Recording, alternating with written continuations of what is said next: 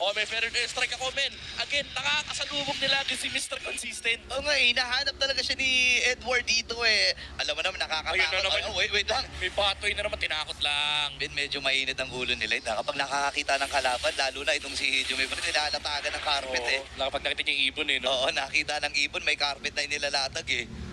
Men, iba ang aura ngayon ng Aurora Oo, Gaming. men. Parang, ewan ko, siguro lahat na lang eh. Lahat ng paghihigante. Isipin mo yun pinabagsak nila ang Big Boss, pinabagsak Oo. nila ang Giants. Eh, may mga kababayan tayo dun eh. So Yep. sabi nila, sige, ibigay nyo ang bola sa akin. Kami na bahala. Pre, kung sinasabi natin may gigil na liquid, ito, gigil na Aurora Gaming. Anim yun. Kasi pang-anim na grand finals na nila to.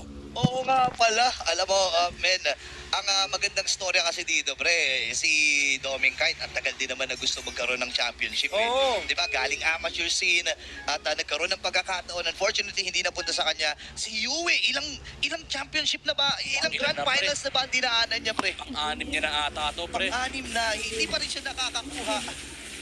Wala pa siya na ipapanalong grand final. Wala So pa. iba yung gigil ng Aurora ngayon. Hindi na nila iniisip yung lahat ng mga masasakit na salita. Ang iniisip na lang nila, paano papabagsakin ng Alter Ego Esports, Alex na Conceal from sa Kalea. Pero sinubukan na umakas sila kasi nakita nila may nakadatag na Glorious Batoy sa may bandang likuran. Dito, kinap yung Batoy pero tinamaan lang yung Hylos, men. Hindi niya kayang banatan, hindi niya kayang kantukan yung Hylos. Napakakulang ng Aurora. And again, Edward shutting down Nino. Yasuke trying to find a pick up pero nakasalubong niya ang liwanag ng Aurora. Men, nasilaw si Nino, si Yasuke, pre. Pagpasok niya, may fracture ako. May bigla siyang nasilaw. Ang dami, sinundot siya ng Fredrin, may lantern, literal, inilawan siya, tapos nakasalubong niya yung second skill, first skill ng Harit. Ay, nako, mga kaibigan. For sure ay ayan yung mga tropa natin. Oh, shoutout sa inyo, watch party! Yan, angat yung mga kamay nyo, lahat ng pantera, lahat ng energy ball, ipakita nyo ang lakas ng Pinas sa buong mundo! Men, ibang klase ang galawan ng Aurora Gaming ngayon. Hinahanap ng Alter Ego yung momentum na nawala bigla sa kanila. Kasi kanina, ang tapang ni Hijumi, may tapang dinadala si Yazuki.